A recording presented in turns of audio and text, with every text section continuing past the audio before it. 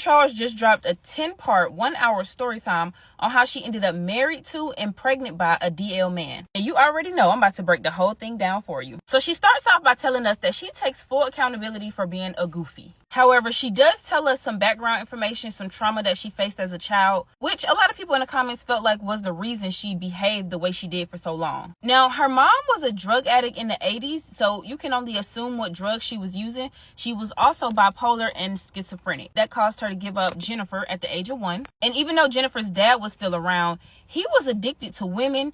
She said cat, but I'm gonna say women, which caused him to end up marrying a mentally abusive woman. And yes, it was Jen that was getting mentally abused. Now, the abuse was actually so bad that her family knew about it, and they actually stepped in to take Jen in as like a form of protection. That family member being her stepmother's cousin, we'll call her Natalie. And so Natalie ended up becoming like a second mother to Jennifer. Around this time, Jennifer is about 13 years old. Natalie's son is about 10 years old. And spoiler alert, that ends up being the DL man that she's married and pregnant by. At the time, Jennifer is about 13 years old. Natalie has a son that's about 10 years old. Now let's go from 13 to 36. Jen has had her eggs frozen twice. She hasn't been able to meet a man that she's comfortable starting a family with. And her and Natalie actually started talking about Jen dating one of Natalie's family members because Natalie wants an actual blood connection to Jennifer. After all, she practically raised her when she was younger. Natalie's son, who we're calling BB, and his best friend, who we're calling Chuck, want to have a dinner where Chuck can meet BB's mom, aka Natalie. And so naturally, Natalie invites Jennifer. Now, upon meeting Chuck, Natalie and Jennifer can tell that Chuck is very so clearly in the LGBTQ community. They also know that BB is on Chuck's payroll. They vacation together. They do a lot of intimate best friend type things. Now, at the dinner table, Natalie and Jennifer are actually texting each other back and forth about how LGBTQ Chuck is, and they're assuming that BB is also LGBTQ. However, we're going to fast forward to a graduation where, of course, Jennifer is invited by Natalie, and this is actually where BB and Natalie start to hit it off.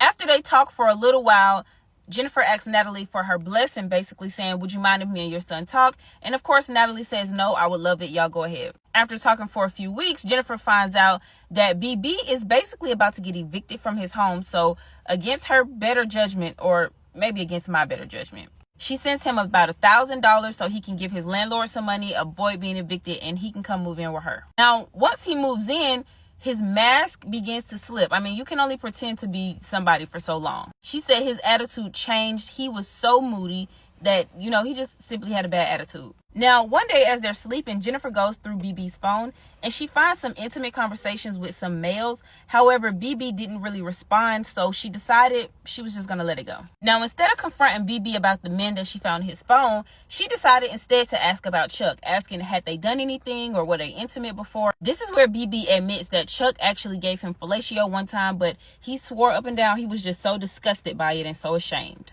And again, against my better judgment, Jen decides to let it go. Now, I do want to point out that BB used to be a drug addict, kind of similar to Jennifer's mom, and so she's pretty much sympathetic or empathetic to that. She thinks that a lot of the things that she's catching him doing is just the domino effect of him doing drugs at one point and now not doing drugs anymore. A short while after they get married, and Jennifer starts to notice, okay, he's not a drug addict anymore. He's an alcoholic.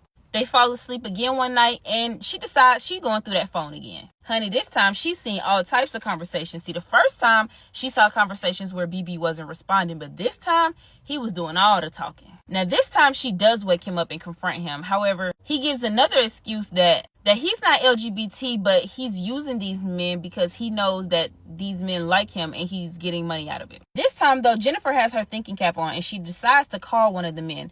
His name is James. Well, James admits to Jennifer that he and BB have been sleeping together. And at this point, Jennifer is just like lost for words. BB suggests that they go to therapy because he said he loves his wife. He doesn't want to lose her. And it's actually at therapy where Jennifer decides, you know what, if I'm going to be in this relationship, you're going to have to log into your iCloud on my iPad so that I can monitor everything that's going on your phone because I just simply don't trust you. And that's when she started seeing more videos of a size 15 all up in the air, legs spread wide open. She also mentions that there was no condom in sight. Now, she needs to talk to somebody about this, and she decides who better than Natalie. I mean, she figures that since this is Natalie's son anyway, Natalie would be too embarrassed to spread this information to anybody. As she's explaining what she's going through to Natalie, Natalie is literally saying, look, you need to put him out. He's obviously LGBTQ.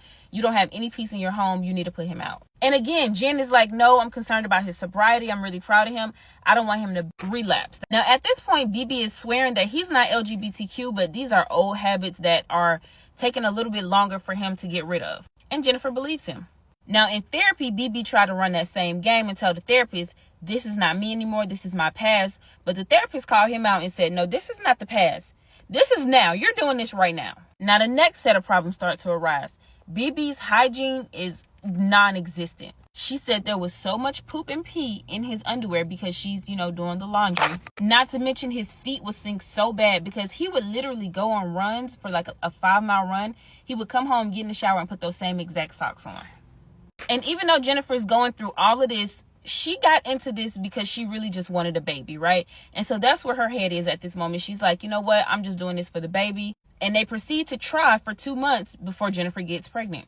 Oh yeah, one thing I forgot to mention, before they went to therapy, BB was never able to actually finish when he was being intimate with Jennifer. But after they start going to therapy and maybe I guess he started getting stuff off his chest, he was able to actually finish. And of course, he blamed him not being able to finish on his past life and all the drugs that he took.